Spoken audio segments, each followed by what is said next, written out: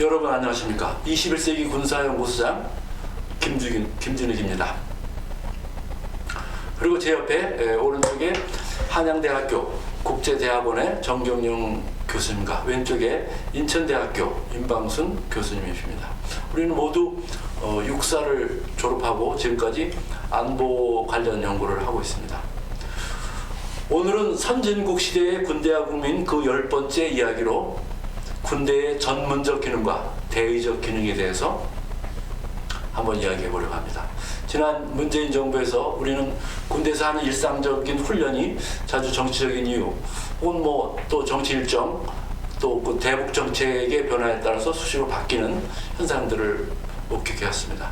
이번엔 또 대통령 당선자가 대통령 집무실을 국방부 청사로 이전하겠다고 해서 군이 계획되어 있는 군사훈련이 있는데도 불구하고 그런 정치적 결정을 무조건 따라야 돼서 이전을 해야만 되는 그런 상황을 겪고 있습니다. 정권이 바뀔 때마다 군은 그 정권의 정책에 무조건 따라야 하는가? 여당과 야당이 바뀌고 이에 따라서 정부의 안보 정책이 바뀌면 군은 또 그렇게 새롭게 바뀐 안보 정책으로 계속 전환을 해야 되는가? 그리고 여러 번 정권이 바뀌면서 이 정권이 들어서면 이 정권 따라가고 저 정권이 들어서면 저 정권을 따라서 군이 계속 왔다 갔다 해야 되는가? 선진국 시대의 군대와 국민, 오늘은 10번째로 이 이야기를 좀 해보려고 합니다. 제가 발제하고 두 분 박사님께서 여러 가지 의견과 조언을 해주시기 바랍니다.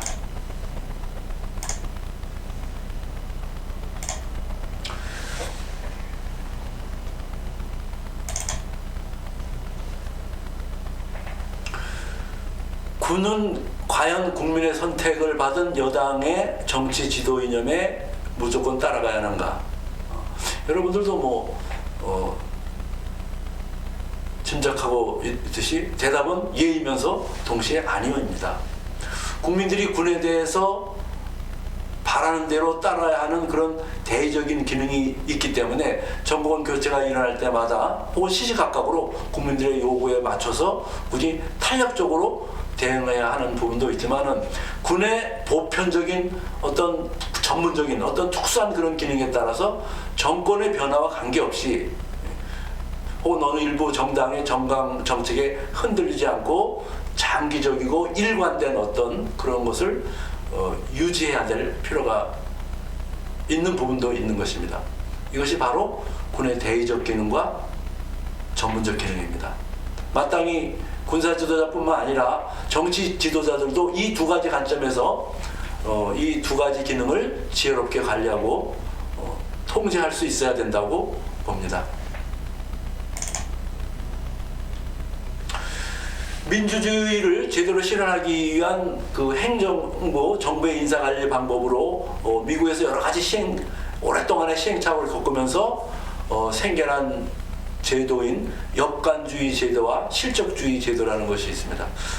우리 정치는 미국의 영향을 많이 받았기 때문에 우리도 마찬가지 이 두 가지를 실험해 왔다고 봅니다.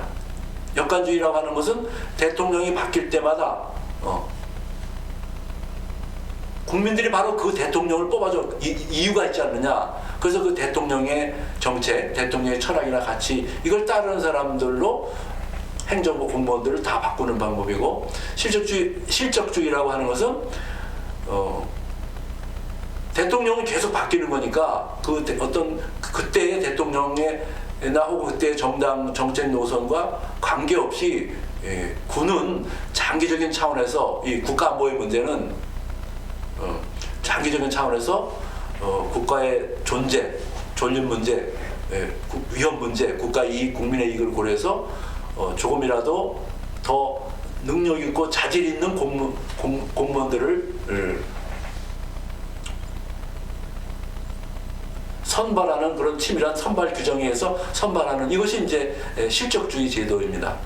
그래서 아직도 어떤 사람들은 국민들이 뽑은 대통령의 정책에 맞춰서 공무원들을 임명하는 것이 더 민주적이다, 국민들의 뜻을 반영하는 더 민주적이라고 주장하는 사람도 있고, 또 어떤 사람들은 그렇게 자꾸 바뀌는 그런 정당이나 정치인이 아니라 국민 전반적으로 국민들의 가치나 취향에 맞춰서 공무원을 선발하는 것이 더 민주적이라고 주장하는 사람들도 있고, 대부분은 양쪽을 우리가 다 양쪽의 제도의 장점을 다 살려야 된다고 또 주장하는 사람들이 많습니다.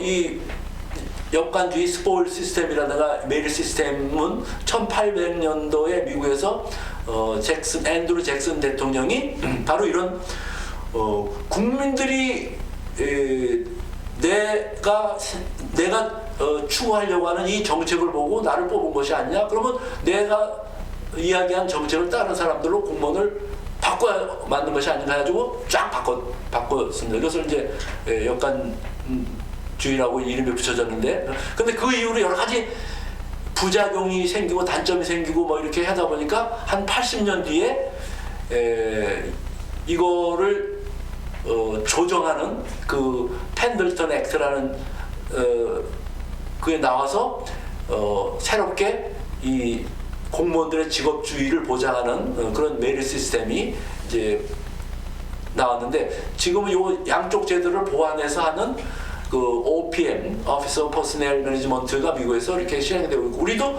비교적 이 양쪽의 장점을 반영해서 이렇게 하고 있다고 봅니다. 양쪽의 장단점을 이렇게 정리해 놓은 것인데, 역관주의 장점이라고 하는 것은 국민들의 요구에 대한 대응성을 높인다. 또 국민들이 선택한 그 정당 이념을 구현하는데 더 효과적인 인사 방법이다. 또 여러 가지 이 공무원들이 오랫동안 하다 보니까 거기에 그 이제 매너리즘에 빠지게 되고 뭐 그런 문제가 있어서 그런 것을 보완할 수 있다. 그런 게 있습니다. 그렇지만 또 여러 가지 단점이 어떤 이런 행정의 전문성이 없는 사람들이 하다 보니까 그리고 정권이 바뀔 때마다 또 자꾸 왔다 갔다 하다 보니까 그런 문제, 또 어떤 정실이 개입되는 그런 문제, 그런 단점들이 있습니다. 실적주의의 장점이라고 하는 것은 정말 능력이 있는 공무원들을 뽑아서 능력이 있는 장관, 국방장관이 됐던 능력이 있는 장관을 뽑아서 국민들이 원하는 국방장관을 이렇게 임명해서 할 수 있는 거죠. 국방장관뿐만 아니라 다른 장관들도 마찬가지지만 이런 장점이 있고 어떤 신분 보장을 해줘서 그 예하 공무원들이 그 직업에 대한 불안 없이 할 수 있다는 그런 할 수 있다는 거, 또 어떤 그 행정의 어떤 전문성을 계속 발전시켜 나갈 수 있다는 거.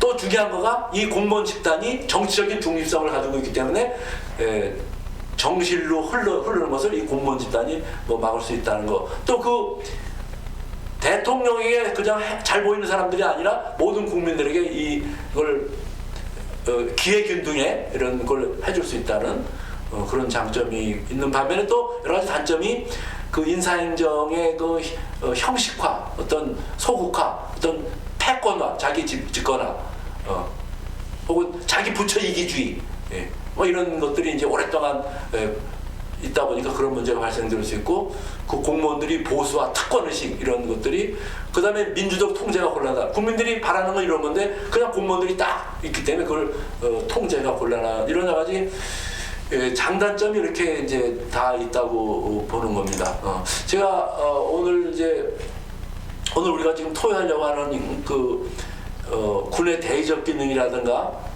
전문적 기능이라고 이렇게 구분해서 제가 말씀드리는 것은 저는 행정학을 공부해서 이런 거를 잘하지만 행정학에 혹은 우리 군사학에 이런 군의 대의적 기능, 전문적 기능 이런 말은 없습니다. 이거는 제가 이 행정학을 공부한 입장에서 또 정치학을 공부한 입장에서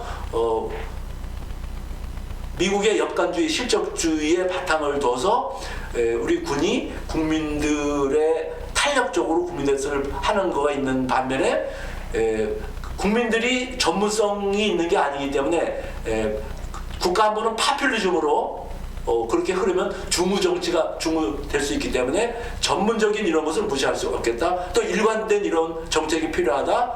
여러 가지 우리가 무슨 무기 개발을 하더라도 무기 개발하는데 20년, 30년 걸리는데 정말 왔다 갔다 해가지고 예산이 깎였다, 넣었다 이렇게 되면 그래서 이런 일관성의 문제 때문에 제가 대의적 기능과 전문적 기능을 갈라서 뭐 비교적 다른 용어들을 다 사용하고 있지만은 이제 이렇게 말씀을 드리는 겁니다. 그래서 군의 대의적 기능이라고 하는 것은 바로 미국에서 그 경험한 그 역관주의의 장점, 그런 전통을 잘 살리는 기능이고, 군의 전문적 기능이라고 하는 것은 바로 그 실적주의의 장점, 전통을 잘 살리고 있는 것입니다. 그래서 좀 아까 전에 말씀드린 것처럼 역관주의나 실적주의가 어느 쪽이 맞고 틀리다 이런 문제가 아니고, 그런 것처럼 이 군의 우리 대의적 기능과 전문적 기능도 어느 것이 틀리고 또 다 맞고 다 틀리고 이런 문제가 아니고, 양쪽 다 시대와 상황에 따라서 우리 군이 수행해야 할 기능이고, 여기에 대한 조화와 지혜가 우리 정치 지도자들이나 군사 지도자들에게 꼭 필요하다고 보는 것입니다. 그래서 대통령이 시킨 대로 무조건 따라야 되느냐 안 따라야 되느냐, 대통령은 군에 대해서 무조건 다 내 명령에 따라서 하도록 강요할 것이냐 하지 않을 것, 이런 것을 확인할 때, 이런 것에 대한 논쟁이 있을 때 바로 이 문제를 우리가 생각하고, 그런 차원에서 이런 것을 충분히 생각한 가운데서 대통령에게 때로는 직언도 하고 예와 아니오를 우리 군사 전문가들이 할 수 있어야 하고, 또 우리 대통령이나 또 혹은 뭐 의회 정치 지도자들도 이런 점을, 군의 특수성, 전문성, 군의 보편성 이런 것들을 고려해서 군이 폭력 집단으로서의 어떤 자율적인 그게 가능하도록 해야 된다는 이제 말씀을 지금 드리고 있는 겁니다. 군대라고 하는 것은 대외적으로 무력 행사, 폭력 행사가 허용된 유일한 국가 조직입니다. 국가 안보의 주력 수단으로서 국가의 독립과 자유 그리고 안전이라는 핵심 가치를 수호하기 위해서 필요 불가결한 폭력 행사 전문 집단입니다. 그 전시에는 군사력이 전쟁 수행의 수단이며 평시에 전쟁 억제 수단인가 동시에 또 사회 개발 수단이 되기도 하고, 국제 정치에서 가장 큰 영향을 미치는 국가 자산이라고 할 수 있습니다. 이렇게 군대가 무력 집단이고 폭력 집단이기 때문에 미국에서 이걸 통제하기 위한 이른바 문민통제, 국민들이 이 폭력 집단을 통제하기 위한 제도가 이렇게 잘 발전되어 있습니다. 그래서 미국 같은 경우 국방장관 그 현역이 있다가 나온 국방장관 임명할 때 현역에 있다가 나온 그 장성 출신들은 예편한 후에 10년 이상이 경과해야만 국방장관에 임명할 수 있도록 그렇게 돼 있습니다. 근데 예외로 하원의원회의의 3분의 2가 동의할 때는 이제 바로 임명할 수도 있는데, 뭐 그런 경우가 최근에 한 2번 있었는데, 어쨌든 가능한 한 그 군대를 국민들이 통제한다, 이런 가치가 실현되어 있다고 보는 겁니다. 국방부 본부도 대부분 민간 공무원이고, 또 우리나라는 이 제도가 없는데 각 군의 육군, 공군, 해군 이런 각 공군의 그 참모총장, 현역인 참모총장을 통제하도록 거기에 장관을, 민간 장관을 임명해서 육군성 장관, 또 차관 이렇게 임명해서 각 군에서 문민 통제가 가능하도록 이렇게 하고 있고, 또 기능별로 이렇게 육해공은 이제 해병대 군종이 돼 있고, 뭐 우주항공군, 사이버군 이렇게 어떻게 보면 육군종인데 이렇게 돼 있고, 지역별로도 뭐 인도 태평양 사령부를 비롯해서 한 6개 전투통합군, 또 전략, 우주, 사이버, 화생방, 특수전술 이런 특수 이제 이런 모든 지역별로 기능별로 문민 통제가 가능하도록 이렇게 돼 있다는 것을 알 수가 있습니다. 그런데 이제 문민 통제와 관련해서 대통령이 군사 관련 명령을 하는 문제에 관해서 한번 이제 생각을 해봅시다. 문민 통제이기 때문에 대통령의 지시나 통제는 군에서 거부 반응 없이 반드시 수용하는 것이 맞습니다. 근데 대통령의 군사 관련 명령이라고 하는 것은 반드시 국무회의나 국가안보회의의 논의를 거쳐서 문서로 하달되어야 하고 또 그 관계 장관이라든가 국무총리의 사인 부서가 있어야 효력을 발하도록 헌법에 명문화되어 있다는 것을 우리가 알 수 있습니다. 그래서 이 원칙과 절차에 위배되는 지시가 하달되어서는 안 된다고 봅니다. 대통령 집무실 이전의 당면 문제는 뭐 어떤 군사작전이라든가 정책 전략 이런 문제는 아니고 행정적인 뭐 협의 사항이라고 볼 수 있습니다. 그래서 이것은 그래도 리더십의 어떤 의사소통 차원에서 서로 상호 신뢰와 협력, 존경과 존중이라는 이런 그 리더십 차원의 이런 통제가 이루어지는 것이 바람직하지 않겠는가 생각을 합니다. 정치 권력은 군사력을 지배하고 통제하고 그렇지만은 바로 그 정책 수행의 도구가 바로 군사력이고 또 이 정치력과 군사력은 경제력 없이는 독자 생존이 불가능하기 때문에 이 3자 이것이 국력의 기본 요소이고 삼위일체로 상호 불가변의 관계를 가지고 있다고 봅니다. 우리가 문민 통제를 하는 것은 어떤 쿠데타를 예방하기 위한 것이고 민주주의의 그 정신을 살리기 위한 지키기 위한 것인데 그래서 정치 권력에 의한 군사력 통제는 마땅하고 정당하지만은 폭력 행사, 폭력을 수단으로 갖고 있는 군대의 자율성과 전문성을 존중해 주는 것이 바람직하다는 것이 역사적인 경험입니다. 군의 보편적 가치는 국가안보 역군으로서 사명 완수이지만 폭력을 다루고 있는 군대의 그 특성으로 인해서 군대만이 갖고 있는 그런 전문성 또 특수한 군사 문화가 있다는 것을 우리 국민들도 정치 지도자들도 이것을 우리가 인정을 해야 된다고 봅니다. 다른 무슨 외교부 무슨 국토부 외교부 무슨 이런 다른 부서하고 좀 다른 측면이 있다는 것을 우리가 이해해야 된다고 봅니다. 국방부도 그냥 다른 것과 다름없는 일부 부처가 아니냐 이렇게 이야기하는 것은 꼭 옳지는 않다고 봅니다.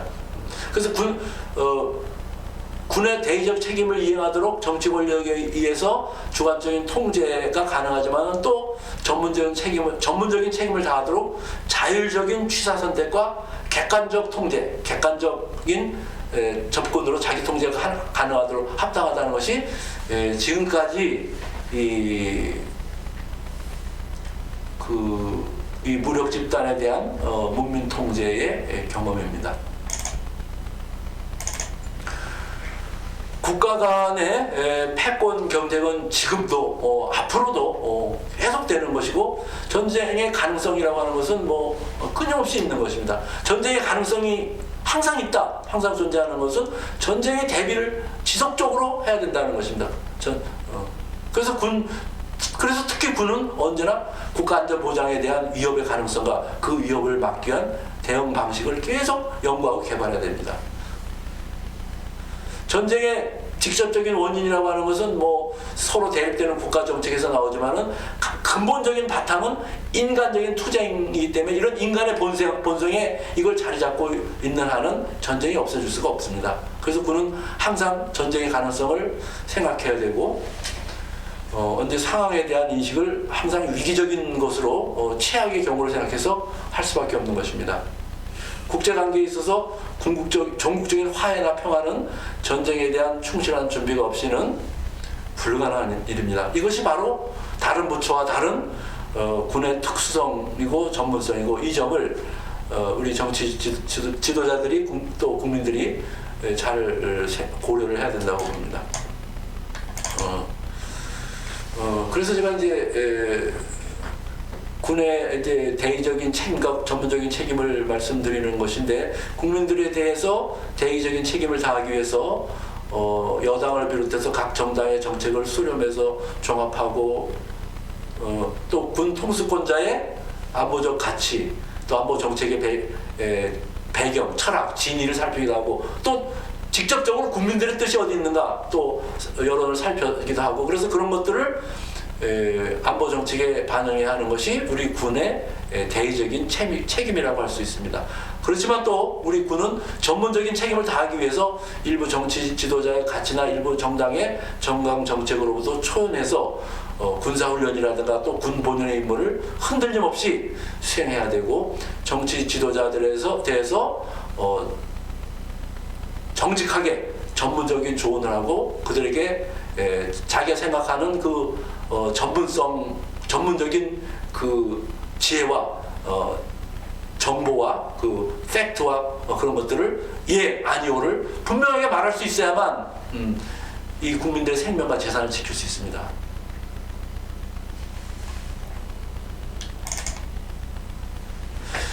현실적으로 군은 국회의 예산 통제에 따라서 정책을 결정할 수밖에 없습니다. 그래서 군은 다수당의 안보 정책을 이제 주로 반영하게 되는데, 그런 여당의 정책이 이제 정부의 정책으로 나타나게 되고, 군은 그러한 정부의 정책과 불가피하게 관련을 맺을 수밖에 없습니다.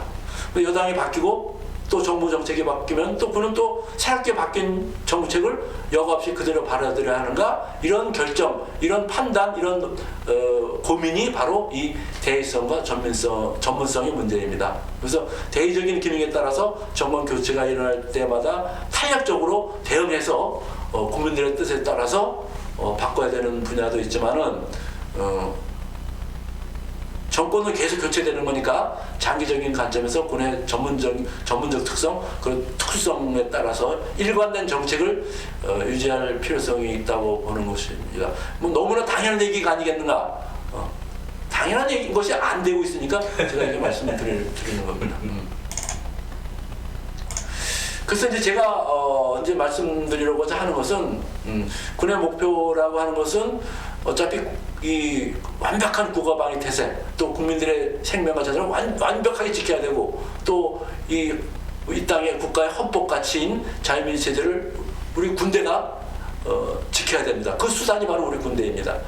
그래서 이 변화되는 시대의 이 임무를 효과적으로 또 완벽하게 완수하기 위해서는 우리 군이 예산이라든가 정책, 그런 결정 과정에 대한 이런 정치적 과정을 잘 알아야 됩니다. 이해를 해야 됩니다. 그런 것들이 하나의 정치적 과정이고, 이 과정을 통해서 국민의 요구와 지지가 군에 반영하게 되는 것입니다. 옛날처럼 어떤 위대한 정치 지도가 결정을 하는 것이 아닙니다. 이런 정치 과정을 통해서 결정되는 거 아닙니까? 그러면 동시에 또 군 내부적으로는 군의 특수성을 잘 유지하면서 군의 보편적인 전문적인 임무를 수행해야 되는 것입니다. 그래서 군이 이렇게 이제 정치 영역에 대해서 탄력적으로 변화하고 국가 안보에 대한 이렇게 정치 영역에 대해서 대의적으로 탄력적으로 변하고 국가 안보에 대한 국민들의 통합된 지지가 있어야, 그것이 가능해야 현대전에서 반드시 필요한 국민과 함께 싸우는, 군대 혼자 싸우는 것이 아니라 국민과 함께 싸우는 전투력의 국가적 총화, 이것이 가능하다고 보는 것입니다.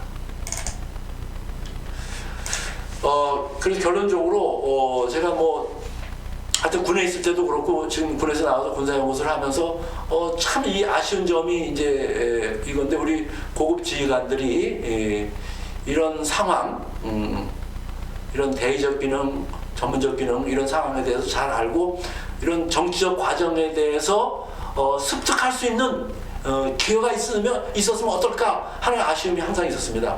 전방에서 지휘관을 하고 군의 현역에 있으면서 이런 기회가 없어. 갑자기 이제 국방장관이 된다든가 그런 정책 결정, 예산 결정을 할 때 이런 것이 부족해서 참 아쉬운 점이 많습니다. 물론 미국처럼 문민 장관이 임명되고 그러면 더 좋겠죠. 그래서 군 통수권자인 대통령의 전문적인 조언을 할 수 있으려면 이런 정치적 과정을 잘 이해해야 되고, 정치적 과정을 잘 이해하기 위해서는 이런 예산 담당, 정책 담당, 또 고위급 장관을 비롯한 고위급 정치군인들에게 이런 정치적 과정에 대한 정치 사회 훈련이 반드시 필요하다 하는 것입니다. 제 말씀은 이 정도로 하고, 이거 무슨 하나 그려봤는데 어떤 그거라고 설명 그 이상도 중요한 것 같아요. 이거 그냥 이렇게 우리 군이 더 복잡할 것 같아요. 이거 설명하다가. 그래서 더 그러니까 이거는 이 정도 하고 이제 토의를 하는 걸로 합시다. 질문과 토론. 오케이.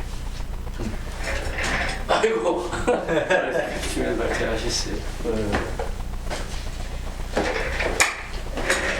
그 대의적 기능과 전문적 기능이라고 하시죠. 미국의 역관제도와 실책주의를 이렇게 비교했는데, 그 역관주의에서 던져주는 어떤 부정적인 의미가 크다고요. 아니고 매관매직하는 이런 것이 있는데, 그 진정한 뜻은 명확한데 우리한테 전달해주는 왜곡된 그것이 있으니 그것을 대의적 기능과 전문적 기능으로 이렇게 우리 것을 소화를 하셔서 그것이 상당히 주는 메시지가 크다고 봐요. 이런 반대 군인이 자기 임무를 수행을 할 때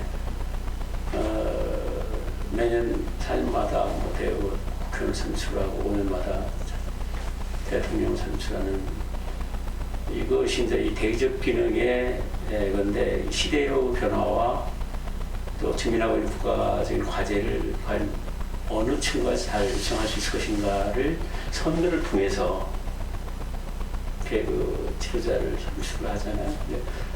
그런 측면에서 이 대의적 기능의 군의 속성이 분명히 있다고 보는 것이죠. 계속 유역도 달라지고 군이 수행하는 임무도 다양해지는데, 그런 측면에서 대의적 기능의 군의 역할을 명확히 해야 된다는 그런 말씀. 그러면서 군의 본질적인 전문성을 저버리지 않아야 된다는 아주 강력한 메시지가 있었던 발제를 봐요. 근데 저게 제대로 안 되고 있다는 데 대한 그렇지.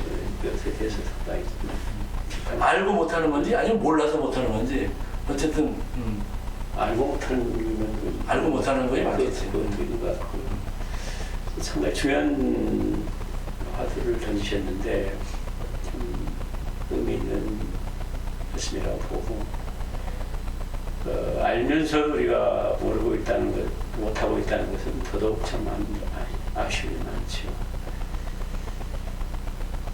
특히 이 임명직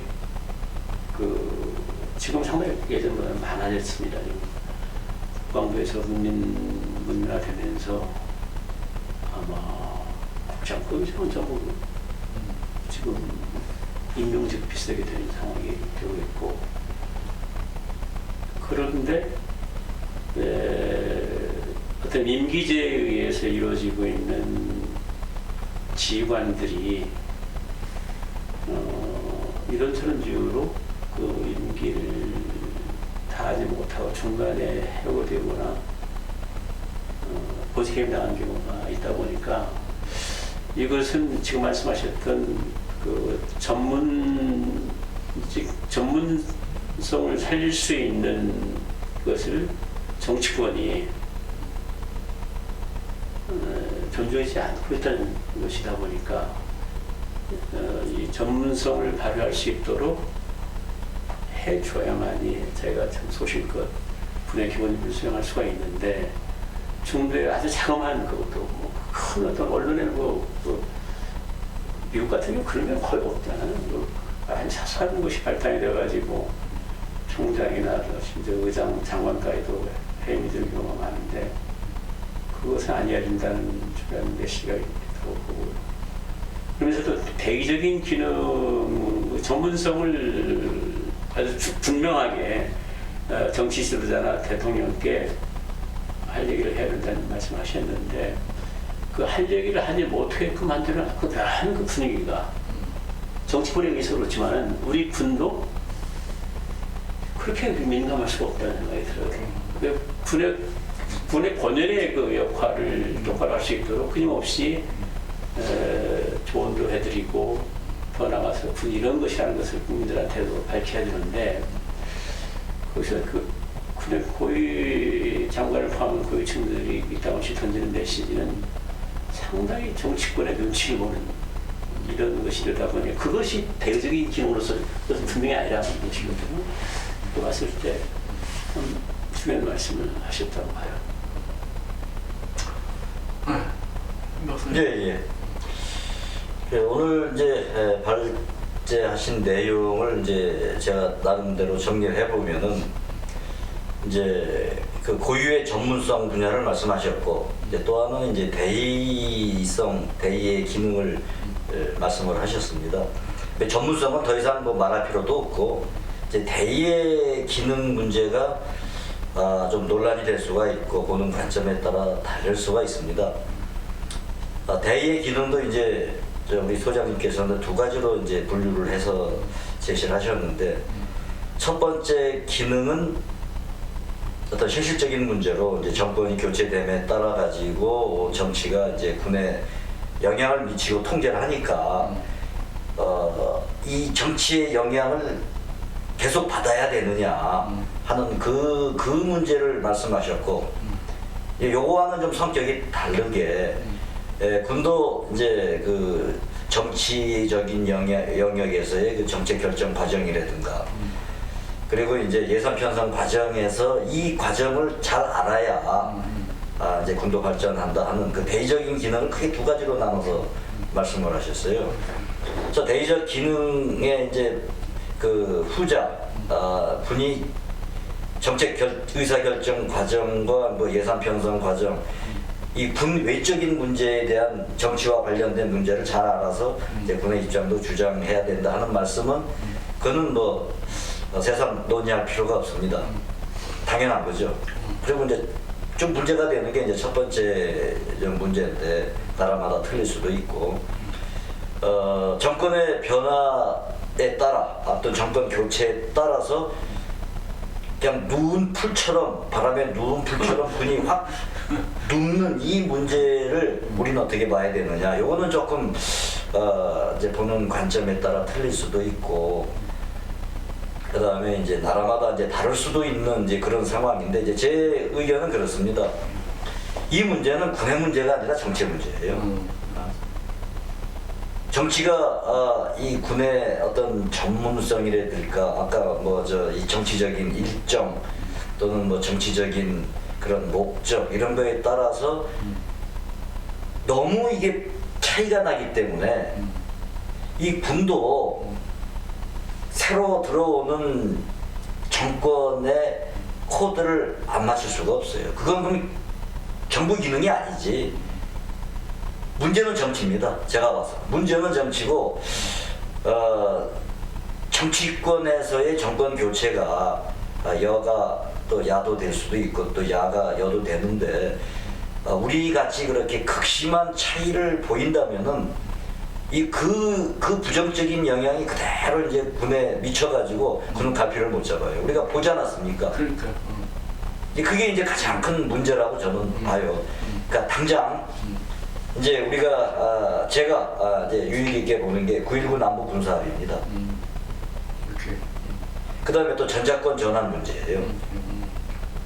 이제 훈련 문제야 뭐 저거는 이제 군의 전문성 측면에서 또 회복이 될 거라고 보지만은 더 큰 논쟁의 소지가 나오는 게 이제 9.19 남북 군사 합의, 그다음에 전자권에 대한 이 문제가 이 정권 성향에 따라서 극과 극을 오갈 수가 있는 문제인데 굉장히 두렵습니다. 이름으로써 또 군이 또 한동안 또 갈등과 또 그 뭐 방향을 이제 쫓아가면서 또 이 혼란을 겪고 그러면서 계획되어 있는 어떤 전력 증강이라든가 뭐 이런 모든 분야에서 또 이 혼선을 겪고 혼란을 겪는다면은 이건 결코 바람직스러운 일이 아닌데 이 문제를 이 군에서 해결할 수 있는 문제가 아니거든요.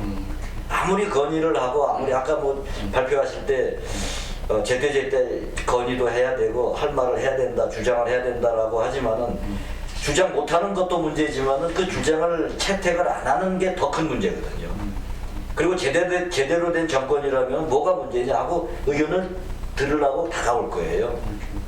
그런데 아무리 좋은 얘기를 하면 뭐합니까? 받아주질 않는데. 아무리 이거는 문제가 많습니다라고 얘기를 해도 다른 목적으로 추진한다면은 그건 대의적 기능이 소멸되는 거나 같죠. 군에서의 대의적 기능이 말씀하신. 그래서 이 문제는 좀 우리 이 정치권이 갖고 있는 고질적인 문제에서부터 바로 이 파생되는 문제인데 좀 이 극단으로 가는 정권의 어떤 그 성격이라든가 성향이 좀 뭔가 이렇게 좀 완화돼 갔으면 좋겠어요. 뭐 저는 더 심해지면 심해졌지 이게 좀 어떤 좀 줄여들고 뭐 안보는 뭐 초당적이니 어쩌니 하는 그런 입에 발린 얘기들만 지금 하고 있는데 되지는 되는 건 아무것도 없고 이 문제가 좀 이렇게 깊이 있는 뭐 토론과 뭐 이렇게 갔으면 좋겠습니다. 그리고 이제 아까 역관 제도를 말씀하셨는데 역관이란 뭐 저기 영어로는 뭐 스포일드 뭐 시스템이래요. 근데 이제 우리가 그것을 번역을 하면서 역관 관직을 사냥한다는 거예요. 굉장히 나쁜 의미입니다. 근데 그 관직이 정권을 잡음으로써 관직을 사냥할 수 있는 것도 한정을 좀 시켰으면 좋겠어요. 아이 그저 국방 같으면 국방장관이 정권을 쫓아가지고 거기랑 같은 목소리를 내는 장관을 선택하는 건 맞아요. 근데 그것이 그 밑에까지 계속 내려가고 뭐 보좌관도 두고 뭐 무슨 뭐 그렇게까지 너무 이게 비대해지면 그 기능이 이건 잘못된 거죠. 좀 정치가 문제입니다. 이상입니다. 그 우리가 뭐 다 알고 깨닫고 있는 얘기가 그저 대답하는 메아리가 될지도 모르겠는데 정말 상식이 있는 예, 그렇죠. 사람이라면은 그게 정치 지도자가 됐건 뭐 정치인이라면 예. 상식이 있고 정말 나라를 사랑한다면은 또 국가 발전을 원한다면은 정말로 그렇게 경직되게 정권이 바뀐다고 왔다 갔다 이렇게 해서는 안 되지 않느냐. 안 되죠. 그래서 좀 같이 좀 이야기를 이거 보는 사람들 같이 좀 아마 이런 걸 끝까지 찾아서 보는 사람들이 있어요 이제. 그렇습니까? 그럼 이런 게 사람들이 많이 안 보지만 귀한 정보들, 팩트들이 있기 때문에 그렇죠. 그런 사람들이 가끔 있어요. 그런 사람들은 꼭 이거를 좀 잘 반영해 주시기 바랍니다. 두 번째 이제 이슈 문제인데 그 정치권에 의해서 우리 기본 임무를 제대로 못하는 그런 상황. 이게 이제 실제 있었던 사실이다 보니까 2018년도 6월달에 이제 싱가포르에서 북정상회담하고 그때 이제 그 친서에도 나오던데 김정은이가 그 트럼프한테 제기한 것이 어떻게 나오냐면 연합전력 특히 그 전략자산이 전개되는 그 연합훈련을 하게 되면은 우리가 완전 마비가 된다. 모든 경로할 때 마비가 돼 지화에 들어가고 그래서 그것이 분명히 자기들이 볼 때는 침략 행위로 본다. 그렇게 생각하느냐? 그걸 몰랐다 솔직히. 그건 순수한 우리는 그 방어훈련이고 전쟁에 대비해서 자율권 측면에서 훈련해 왔었는데 그렇게 생각한다면 그 당장 내가 거둬주겠다. 그래가지고 그 참모들 얘기도 듣지 않고 국방장관이나 내국거를 하지 않고 기자회견 석상에서 오늘 이 순간으로 전략 자산이 전개되는 연합훈련을 중단한다 이렇게 얘기를 했어요. 이게 이제 우리뿐만 아니라 미국에서도 있었던 상황이다 보니까 미국인데 한미연합군에 해당되는 것이다 보니까 그러고 나서 지금까지 이 전략자산이 전개되는 대규모 연합훈련이 완전히 몰수된 상태죠. 물론 얘기를 합니다. 뭐 대부대가 아니고 최소한 대대급 차원에서 연합훈련을 하고 있고 한다는데 무슨 군대가 그 시뮬레이션 게임을 통해서 전쟁에 대비한다? 혹은 뭐그 위기를 관리한다? 이건 참 발상 자체가 참 어이없는 모습이라고 봐요. 이것이 바로 아까 말씀하셨던 그 전문적인 영역을 침범하고 자기에 대해서 즉흥적인 판단에 의해서 조치하는 건데 그것도 우리 정부도 마찬가지다. 그러다 보니까 근데 국민들까지도 이 군대가 마치 훈련을 하면은 자기들의 어떤 농작물도 농농하는 젖소들이 그런 거 있잖아요. 총수를 쏘고 또 막 누리고 다니는 농토 완전히 엉망 이런 식의 생각을 하고 있고 하다 보니까 계속 민의를 제기하면서 총성이 완전히 멈추는 이런 영향이 있다 보니까 이 문제에 대해서는 군인을 넘어서서 국민들이나 정치 지도자들도 군이 훈련이 없는 군대는 진짜 이건 있을 수 없다고 봐요. 그리고 심지어 어떤 얘기까지 나오냐면은 심지어 대부대 훈련이 아닌 시뮬레이션 워게임에 불과한 한연합지휘 훈련이었죠. 그것도 훈련이라는 말과 연습인데 남북관계가 지금 발전된다고 하는데 훈련을 중단하거나 없애버리자는 결의를 해요. 어떻게 그런 참 어이없는 결의가 그것도 72명이나 되는데 이건 분명히 아니라고 봐요. 이런 식의 어떤 그 군을 어떤 노격감으로 생각한다랄까 이건 아니기 때문에 이런 것에 대해서는 참 분명히 해야 된다고 봅니다. 임 박사님. 예,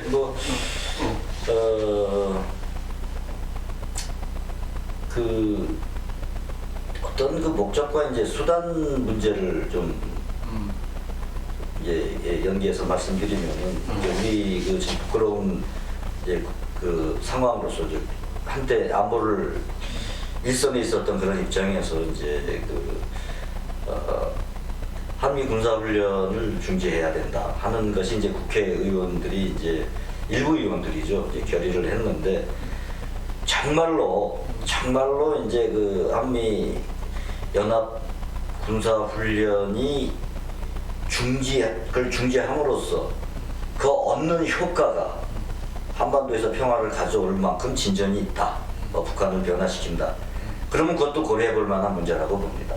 그러나 현실은 그게 아니잖아요.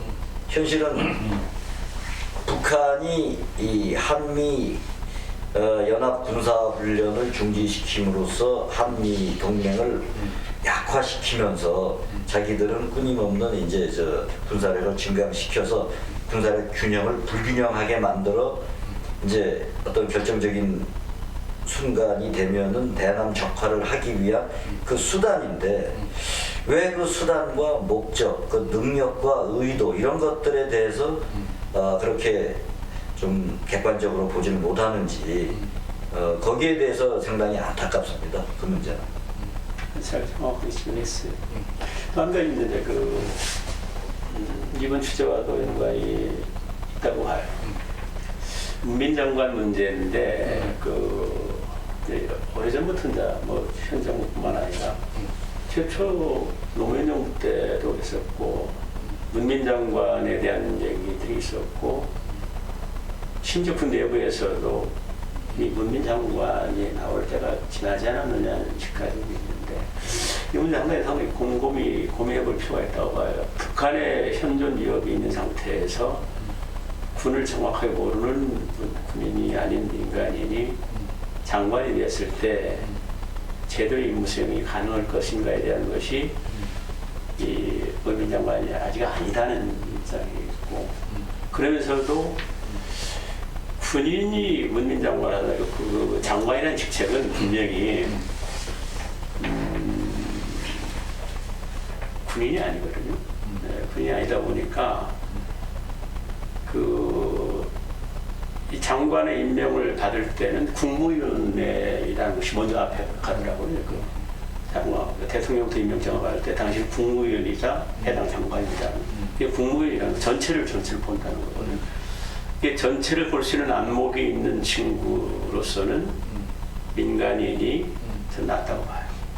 왜냐하면 그런 경험도 있고 안보의 전문성도 있다면 더더욱 내독이 군의 임무 수행이 우리 단독으로 수행한다면 다른데 여러 가지 국회 문제도 있고 대국민의 문제도 있고 인적 유관 부서 간의 그 문제도 있다 보니까 그것을 총체적으로 오케스트라도 지휘하듯이 할 수 있는 군의 최고 리더인 장관은 난 지금 민장관이 낫지 않겠나 생각이 들어 있어요. 저도 뭐 동의해요. 저도 별다른 의견 없습니다. 열나면 보고 그냥 아주 사소한 문제로 가지고 그냥 장관이 내리는 지시를 보면은 꼭 야전문 지휘관처럼 뭐 성문제가 어떻다 뭐 그런 얘기도 있다.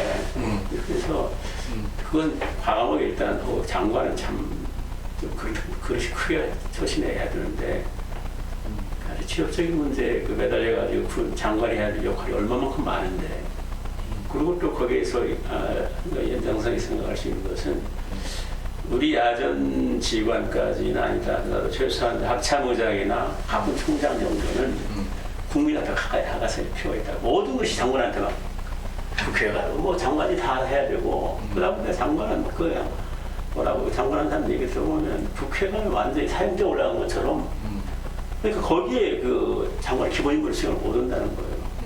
그래서 봤을 때 우리 현직에 있는 군의 고위층들도 당당히 나가서 국회나 언론과 상대하면서 우리가 해야 되는 지금 임무가 이런 것이다. 이걸 얘기할 수 있지 않냐 생각이 들어요.